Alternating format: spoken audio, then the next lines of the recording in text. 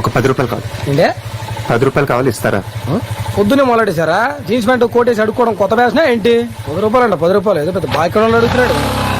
అబ్బా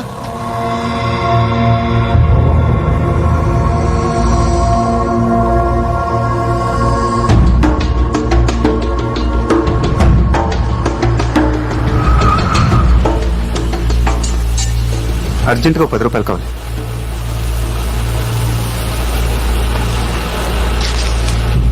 చేంజ్ లేదు.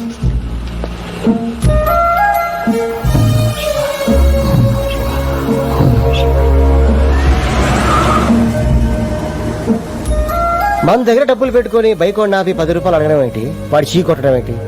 కారు నాపి 10 రూపాయలు అడిగితే వాడు 100 రూపాయలు ఇవ్వడం ఏంటి? నాకేం అర్థం కావట్లా. ఊరికి డబ్బులు ఎవరెవరో దొబ్బమంటారు. రెండోసారి అడిగానే, నా కోసం అడగల, లోపల అనుకున్నా. ఆడు నాకు 10 ఇస్తే ఇడికి పాల్గొని ఇస్తానని 100 ఇచ్చాడు. దేవుడు డెఫినేషన్ అర్థమైపోయింది భయ్య. అడగడ పైన ఉండడు, నీలోను నాలోను ఇక్కడే ఉంటాడు. అవతల వాడు సాయం కోసం అడిగినప్పుడు పాపం లోపల నుంచి బయటకు వస్తాడు. అప్పుడు 100 ఏంటి, లక్షల కోట్లు కూడా ఇస్తారు. ఏదనుకుంటే అది అయిపోద్ది.